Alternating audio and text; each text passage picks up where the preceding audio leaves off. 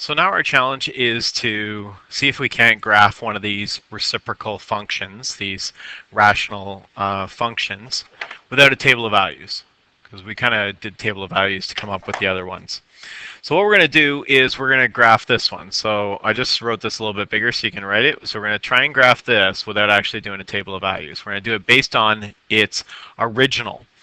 Okay, so its original is y equals x squared minus 9.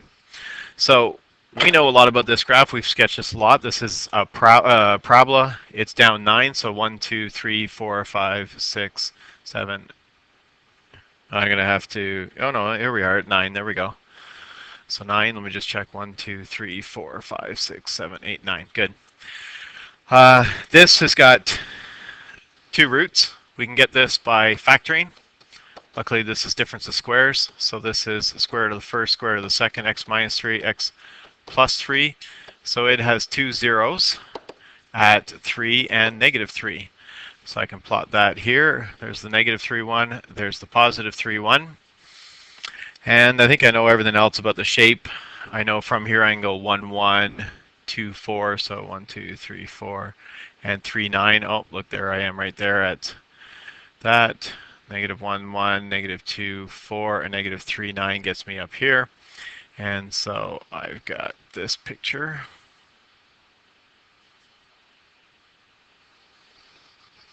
I didn't do a good job there. Let me just try that again. Shadow got in the way.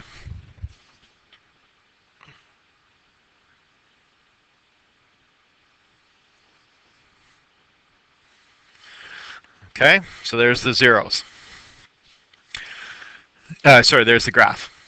That's the original. So now let's just take all that pattern that we just noticed and see if we can't draw a sketch of what the reciprocal function would look like.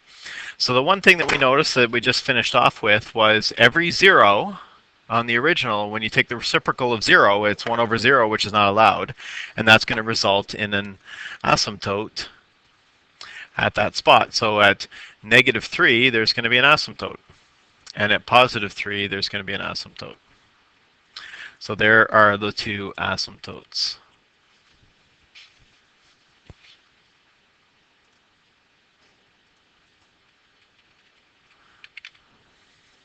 Right wherever the originals were zeros. We can do the y-intercepts. So what's the y-intercept of this one? Well, it's right here down at negative 9. So here, so this was, sorry, let's write this first. The asymptotes at 3 and negative 3. Okay, because the zeros were here, the asymptotes were at 3 and negative 3. If it had a y-intercept of negative 9, the reciprocal is going to have a y-intercept of negative 1/9. So that's going to be pretty tiny right here.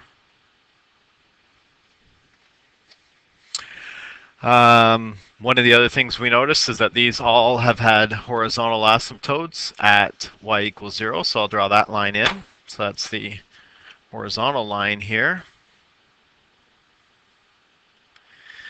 Okay, so I've got that in my graph. And now I'm going to take the other patterns about how it increases and decreases. So let's look at the beginning. The original function, this is decreasing right here, all the way until it gets to the 0. That means for my reciprocal, the reciprocal's got to be increasing. So I'm going to guess that it goes like this. The next part, we notice that this is decreasing here. So this part's got to be increasing. It's got to be going up there. This middle section here is increasing. That means this part's going to be decreasing. Well, how do I get a graph that is increasing for the first half until it hits the y-intercept and then decreasing in the second half? Well, that looks like this.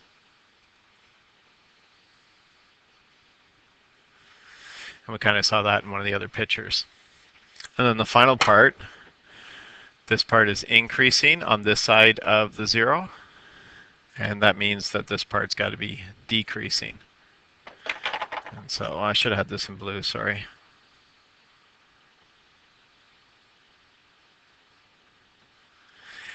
So increasing here, so this part's going to be decreasing, so it's going to look something like this. And it just describes all of the different things. And then we have an idea of what the sketch would look like. This is going to be our ultimate goal, is to sketch these. Right now, we're just using the strategy of looking at the original and flipping it. But eventually, these are going to get more complicated. Instead of just 1 over x squared minus 9, it's going to be like x over x squared minus 9, and it'll get even more complicated. But the purpose of today is just to get comfortable with the shape and to start seeing pictures like this, because we haven't seen this before. I'm going to show you that, in fact, we're right here. So I'm going to look at this here. This is another example. This is x squared minus 4, so it's almost exactly as the same that one we just drew down at -4. And when we punch in the graphing calculator, this is what we get as the picture. So that looks very much like what we had. And what I have on the next slide here is I have these two graphs. I've drawn in the asymptotes, so you can see the asymptotes there. You see the graph faintly because I'm actually going to take this and put it over top. And you can see how when the original was 0, then we got an asymptote. The original was 0, we got an asymptote. The other thing you'll see is these 1s.